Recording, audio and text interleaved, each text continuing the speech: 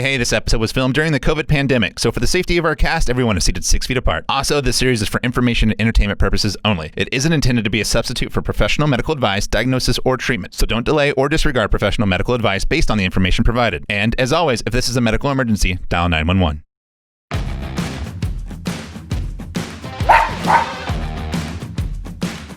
Welcome to Going to Health. For people, from people. So this one time, Oh, I'm gonna go get some tasty waves, bro.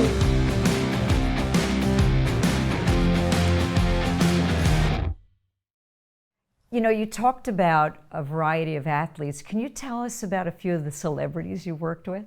Oh, many across the board from so many celebrities and pro athletes. Has been great. You mentioned earlier Jennifer Grey. Jennifer Grey, Dirty Dancing. Yeah, she came to me originally. I met her before she was going to do the Mirror Ball, go for the Dancing with the Stars. Yeah. And when I saw her, I said, "You can't do that. Your neck is terrible." Right. She had an accident right before Dirty Dancing aired, and for years had put up with her neck pain. But she's a sweetheart, and she went on and won the Mirror Ball, and I was there on the stage with her when she won it. Oh, that's fantastic. So it was quite the experience. If you want a funny story, I'll give you a funny story from surfing from Ian Walsh. Oh yeah, Yes. love that. Ian won't mind this story because he's told it to many. But Ian called me up one Friday night. He said, "Well, I think I might need a few stitches." I'm like, "Where are you?" So I'm up in Malibu, and I'm up here with a friend, and I went down off my mountain bike. And kind of fell off, and I got a twig, and it stuck me in the arm. And I said, "Okay, come on, man, I'll wait. Come on in." Right. And I was up in the marina at the time. He walks in the door, and he's got a shirt wrapped around his arm, and blood all over the shirt. And he said, "Yeah, I stopped for a burger on the way. I was kind of hungry." I'm like, "Great, thanks." So he unwraps the shirt and takes a look at it, and there is not a twig, there is a branch stuck in his arm through to his elbow. 5 hours later, we had his elbow reconstructed. And he got up and wanted to go out, and his next question was, "Can I go surf in 3 days?" I was going to ask you that. I was going to ask if he was going to imagine. I said, "It's a big competition. I really want to do it." I said, "Okay, I'll just glue that shut so it's waterproof and just wrap it afterwards. And okay, we're good. Let's go." Off he went. You know, I'm at the age now where sometimes when I leave the house, I'm considering bubble wrapping myself because I'm so nervous that something's going to happen to me. How do I do something to get over that fear? What do I do? You know, I look at it differently, and we're trying to get people to look at it differently. I prefer to use the term maintenance Right. than I do just I'm injured. We're going to need maintenance.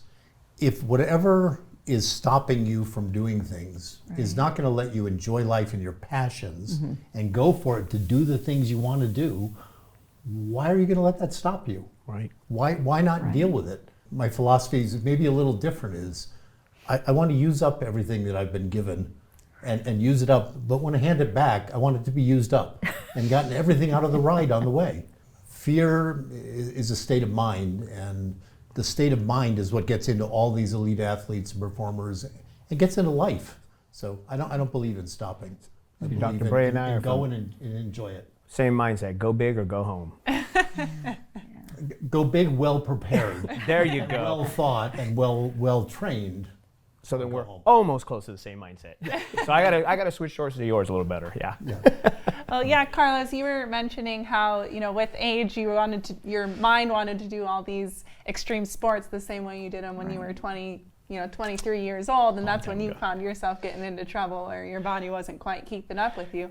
And Dr. Bray, you shared that it's, making sure that as you do these extreme sports, you're well conditioned, right? You're well conditioned to do the things that you are training to do, right? I think the change with age, that ugly word that we can't seem to avoid, the change with age is that we get smarter, hopefully. So we prepare better and think things through a little wiser before we respond so much. But it takes more work to do what you need to do to stay fit. So when it comes to conditioning and preparing, what do people most miss?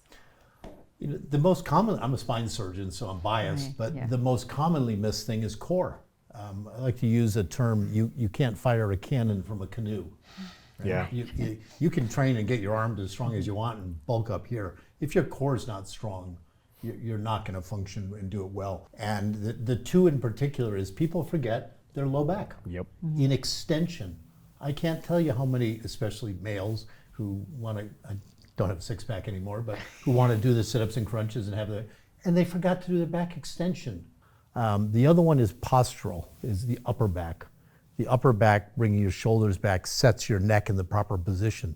When you work at a computer all day and you hunch, you end up with neck injuries when you start doing the sport. So proper postural conditioning of the upper back.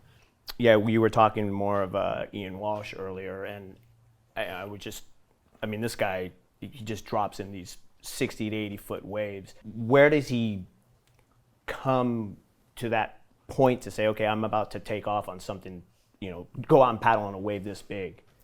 We have a term for it, and we call it flow. The amount of sensory input they're taking in is immense, but they're processing it at a better speed, and they're focusing out the rest of the world, and it's just right there. So your focus all goes right there, and time compresses. And that state has been actually extensively studied.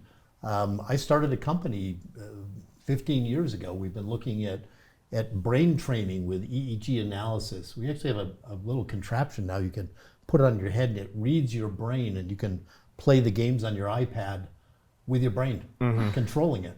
There's no controller. That's amazing. You're playing the game by focusing. Just like you can go to the gym and train your muscles. And you can train to enter that state of what you need for focus when you need it. So for the non-athlete, what does that person do to train their brain?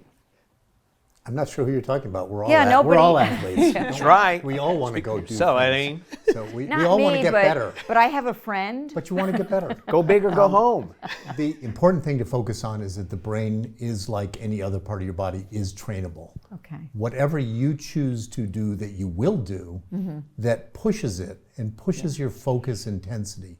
The most important principle is using it and using your brain and using it for challenges and using it and doing things that you endure with and push yourself, not just for 10 minutes going and doing, but instead of going and watching TV and vegetating for an hour or 2 hours or 5 hours, go and do something that's engaging your brain and challenging it.